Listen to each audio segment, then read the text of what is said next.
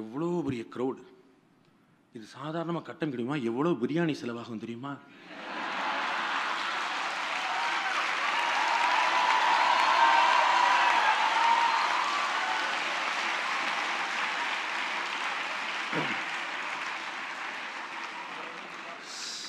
South மெட்ராஸில் இவ்வளோ பேரும் ஓட்டு போட்டிருந்தா ஜெயிச்சிருப்பாங்க.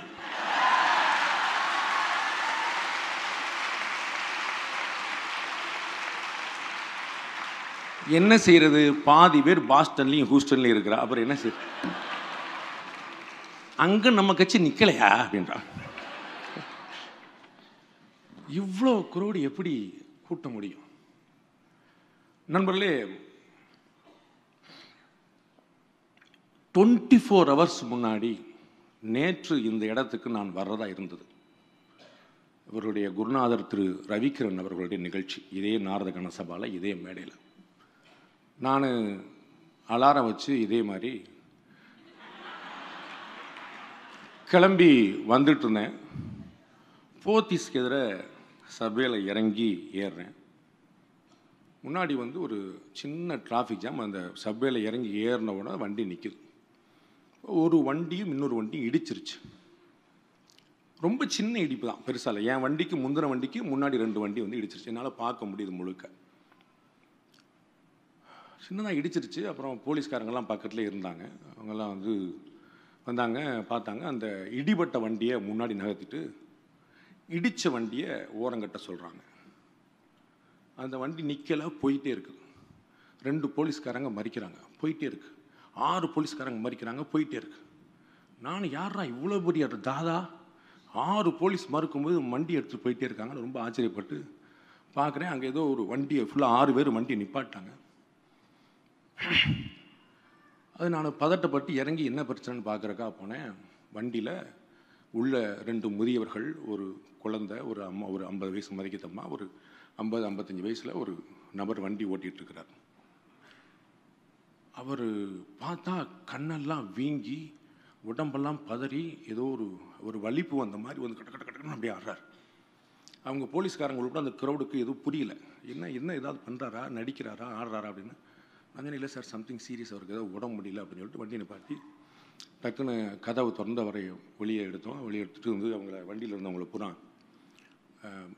மாற்றி விட்டு வேற விட்டு நம்ம உடனே ஹாஸ்பிட்டல் போகணும்னு சொல்லி அந்த லேடியை பக்கத்தில் உட்கார வச்சு, அங்கே பக்கத்தில் என்னை மாதிரியே இறங்கி யாருமா ஒரு உதவி பண்ணுறதுக்காக ஒரு பையன், டிசோசா அப்படின்னு பேர், அந்த பையன் வந்து நான் வண்டி ஓட்டுறேன் சொல்லி அவங்களுடைய காரை எடுத்து அவரை பின்னாடி படுக்க போட்டு அவருடைய 2 கால்களையும் மடியில் போட்டு, அவர் நினைவு தப்பிட்டார். அவர் வந்து அப்படியே காலை தேய்க்கிறோம், முன்னாடி இந்த பிசிஆர் பண்ணுறதுக்கான இப்பெல்லாம் பண்ணி தட்டிகிட்டே போகிறோம். அந்த பையன் ரொம்ப அற்புதமாக வண்டி ஓட்டி, ஆம்புலன்ஸோட பயங்கர வேகமாக வண்டி ஓட்டி ஹார்ன் அடிச்சுட்டே போய் பாரதிராஜ் ஹாஸ்பிட்டலில் போய் நிப்பாட்டுறோம். எமர்ஜென்சியில் டாக்டர் வந்தாங்க, பார்த்தாங்க, அவர் இல்லைங்க அப்படின்னாங்க. கண்ணு முன்னாடி அந்த அதிர்ச்சி. நான் வந்து இதே நாரத கான சபாவுக்கு வந்துட்டுருக்கேன் 24 hours முன்னாடி. நெருநல் உளனொருவன் இன்றில்லை என்னும் பெருமை படைத்தது உலகுன்றான் வள்ளுவன். நேற்று ஒருத்தனை பார்த்தோம், அவனை இன்னைக்கு இல்லை. காலையில் பேசிகிட்டு இருந்தார், இன்னைக்கு இல்லை. நேற்று கூட நல்லா இருந்தானே, அப்படி இல்லை. அப்போ சாவு எப்போ வரும்னு யாருக்கும் தெரியறதில்ல, சாவு எப்படி வரும்னு யாருக்கும் தெரியறதில்ல. அப்போ வாழ்வது எப்படின்னாலும் தெரிஞ்சுக்க வேண்டியிருக்குது. சாவது எப்போ, சாவது எப்படின்னு தெரியாவிட்டால் வாழ்வது எப்படின்னாலும் தெரிஞ்சுக்க வேண்டியிருக்கு. அதற்கான ஒரு அற்புதமான வாழ்க்கை வரலாறு ராமனுடைய வாழ்க்கை.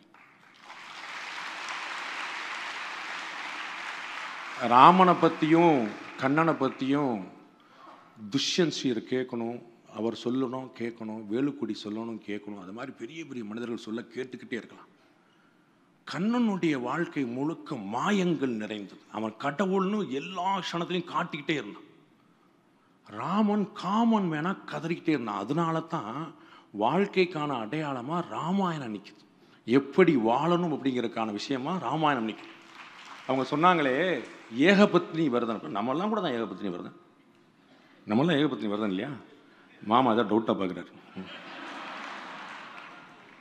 ஏன் இந்த ஏகபத்னி விரதம் பெரிய விஷயமாச்சுன்னு, ஏகப்பட்ட பத்னி விரதங்கள் இருந்த காலத்தில் ராமன் ஏகபத்னி விரதம்.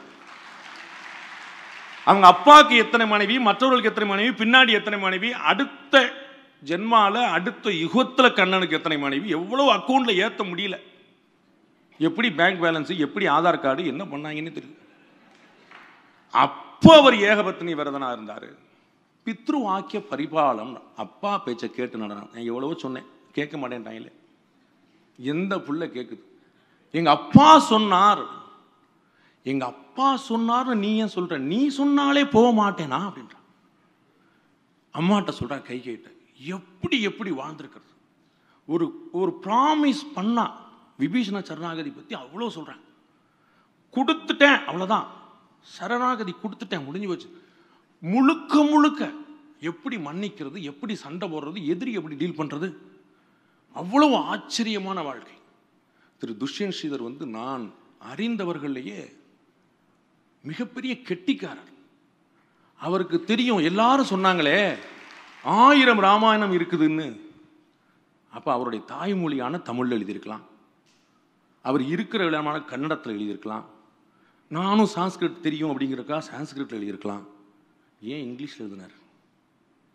இங்கே தான் ரஞ்சினி காயத்ரி சகோதரர்கள் கம்பனை தமிழ்ல சொல்லி அதுக்கு அர்த்தத்தை இங்கிலீஷ்ல சொல்றாங்க. கம்பனை தமிழ்ல சொல்லி அது என்ன சொல்றாரு தெரியுமா அப்படின்னு, வென் ராமாக்கம் அப்படின்னு. அப்பதான் புரியுது, ஓஹோ ஹி சேஸ் சோவா, ஓகே ஓகே ரைட்.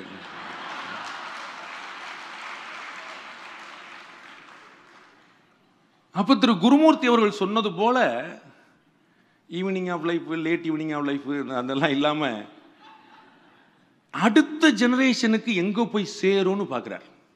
சில பேர் தான் வந்து மனதில் பட்டதை அது எவ்வளவு ஆவேசமான விஷயமாக இருந்தாலும் சிரித்த முகத்தோடு சொல்லக்கூடிய வல்லமை பெற்றவர்களாக இருக்கிறார். அவர் குழந்தைங்கிட்ட வீட்டிலலாம் எப்படி கோவப்படுவார்னு யோசிச்சுக்கிட்டே இருந்தேன். Why you are doing this? You should not do this like this. அப்படின்னு அவ்வளவு ஸ்மைலியா சொல்லும் போது குழந்தைங்க போப்பா நீ ரொம்ப ஜோக் அடிக்கிற வேண்டியது. அவ்வளவு பியூட்டிஃபுல்லான ஸ்மைல். அந்த 2 சிஸ்டர்ஸ் பியூட்டிஃபுல் சிங்கிங் சிஸ்டர்ஸ்.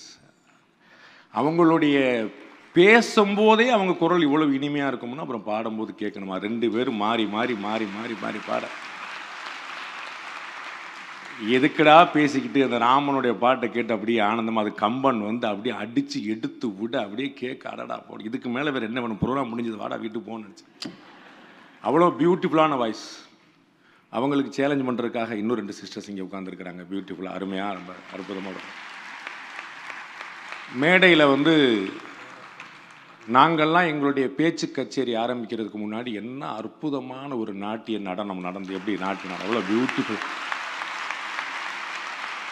அது எப்பேற்பட்ட கோரியோகிராஃபி, அந்த குழந்தைகளுடைய பாவம், அந்த குழந்தைகளுடைய அர்ப்பணிப்பு, அவங்க கொடுக்கக்கூடிய அந்த அது வந்து எப்படி சாத்தியமாகும்? ஒவ்வொரு குழந்தையும் ராமனா வந்ததோ, ராவணனா வந்ததோ, சீதையா வந்ததோ, ஆஞ்சநேயரா வந்ததோ இல்லை. அது மட்டுமே இல்லை. பின்னாடி என்னை மாதிரி ஒரு வானர கூட்டமா அப்படி உட்கார்ந்துருந்ததே, அந்த குழந்தைகள் உட்பட. அது யோசிச்சேன், இப்படி உட்கார்ந்தா நம்மள மாதிரியே இருக்குதே, இது இது இது எப்படி இவங்களுக்கு இந்த கோரியோகிராஃபிக்கு தோணுச்சு அப்படின்னு இங்கேயும் நம்மளை பார்த்துருக்குறாங்க. இது கரெக்டாக அப்படி டேலி ஆகுதுன்னு பார்த்துருக்கோம். அவ்வளவு அர்ப்பணிப்பு பாருங்க. அந்த சிஸ்டர்ஸ் வந்து அங்கே பாடுறாங்க, பாடிக்கிட்டே இருக்கும்போது இங்கே எவ்வளோ அது திரு துஷ்யந்த் பற்றி நான் தனியாக 1 மணி நேரம் பேசுவேன். எனக்கு வந்து நிறைய மதிப்பு மரியாதை எல்லாம் தாண்டி கொஞ்சம் பொறாம கூட உண்டு அவர் மேலே. வயசில் என்னோட சின்னவர், என்ன ஞானம், எப்படி பெற்றாங்களோ, எப்படி வந்தாங்களோ, என்ன இவ்வளவு அறிவு, இவ்வளவு மெமரி, அதை டெலிவரி பண்ணுற விதம்,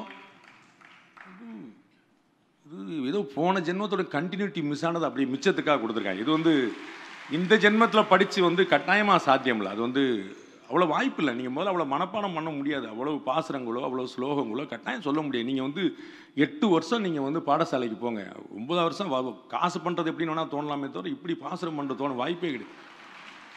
அது வந்து ஒரு பூர்வ ஜென்மாவுடைய கண்டினியூட்டி. அது எதை செஞ்சாலும் பிரம்மாண்டமாக செய்யக்கூடிய ஒரு பழக்கம், எதை செஞ்சாலும் வித்தியாசமாக செய்யக்கூடிய பழக்கம். அதனாலேயே பார்த்தீங்கன்னா இந்த மொத்த ஆடியன்ஸ்லேயே வந்து பாருங்கள், ஜென்ஸோட லேடிஸ் தான் அதிகம். No politics please. இங்கே அந்த குழந்தைய ஒன்று மட்டும் சொல்லிட்டுறேன். அந்த குழந்தை வந்து இவங்க ஒரு பாட்டை ஆலாபனையோட ஒரு 20 நிமிஷம் பாடுறத விட ஒரு 10 பாட்டை 2 நிமிஷம் மிக்ஸ் பண்ணி பாடும்போது எப்படி கனெக்டிவிட்டி கிடைக்குது, எல்லாரும் எவ்வளோ மிங்கிள் ஆனாங்க, அந்த குழந்தை எவ்வளோ வெரைட்டி காட்டுச்சு. அது நடுவில் ஆடிண்டே இருக்கு. பிரதர் இந்த பக்கம் ஒத்த ஆளாக உட்காந்து மொத்த மிருதங்கத்தை வச்சுட்டு மொத்த மியூசிக் ட்ரிப்பே வச்ச மாதிரி தனியாக நின்றுக்கிட்டே அடித்து வெளுத்து விட்டார் இந்த பக்கம். அந்த குழந்தை ஆடிக்கிட்டே இருந்துச்சு. ஒரு ஸ்க்ரீனை போட்டாங்க, ஒரு பிரேக், டப்புன்னு பார்த்தா அயோத்தி ராமர் நிற்கிறாரு.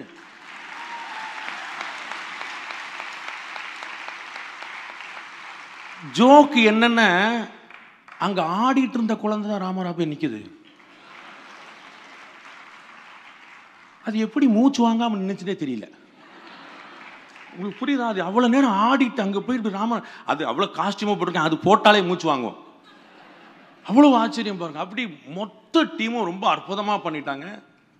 அப்படிப்பட்ட அவையில திரு குருமூர்த்தி அவர்கள் கேட்டது நியாயம் நினைக்கிறேன். உனக்கு என்ன வேலை அப்படிங்கிற. எத்திர எத்திர ரகுநாத கீர்த்தனம் அப்படின்னு ஒரு சுலகம் உண்டு. எங்கெங்கெல்லாம் ராமனை பற்றி பேசப்படுதோ அங்கெல்லாம் ஆஞ்சநேயர் உட்காந்து அழுதுட்டு இருப்பாராம். அப்போ நமக்கு அதை விட வேற என்ன வேலை? ஆஞ்சநேயரே உட்காந்து அழுதுட்டு இருப்பார் அப்படின்னா நம்ம உட்காந்து அந்த கதையை கேட்டே இருக்க வேண்டியதான்.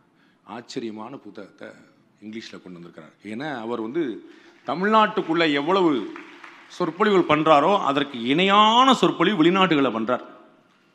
365 நாளில் 165 நாள் தான் தமிழ்நாட்டுக்கு, 200 நாள் ஃபாரின் ட்ரிப் மட்டும் தான். அவ்வளவு விஷயங்கள் அடுத்த ஜென்ரேஷன் கொண்டு போய் சேர்க்கிறார். அவருக்கு இந்த விஷயம் தெரிஞ்சிருக்குது, எங்கே வந்து கல்லேரின்னு முடிட்டு. அதற்கு அவ்வளோ பெருமக்கள் துணை நிற்கிறாங்க. ஜெயஸ்ரீ அம்மா நிற்கிறாங்க, கேசவ் நிற்கிறாங்க, இன்னும் பேர் தெரியாத நிறைய பெருமக்கள் நிற்கிறாங்க. ராமனுடைய கதை என்பது தனி மனிதனுடைய விஷயம் அல்ல. ஒரு சாதாரண மோகன்தாஸ் கரம்சந்த் காந்தி, மகாத்மா காந்தி ஆனது ராமன்கிற 2 எழுத்துனால. காந்தின்னு பேர் வச்சிருந்தா போதுமா?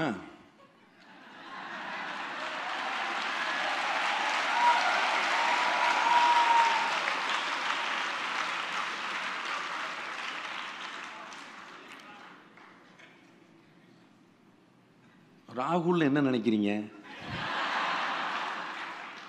ரகுவம்சம்னா என்னன்னு கேள்விப்பட்டீங்க? எப்படி பார்த்தாலும் அப்படிதான் வந்து நிற்கணும், வேற வழி இல்லை. நீங்கள் ஏற்றாலும் ஏற்காவிட்டாலும் சர்வ வியாபி, எல்லா இடத்துலையும் நிற்பான். ராமன் கதை கேளுங்கள், நிறைய நல்ல நடக்கும், இறைவன் துணை நிற்பான்.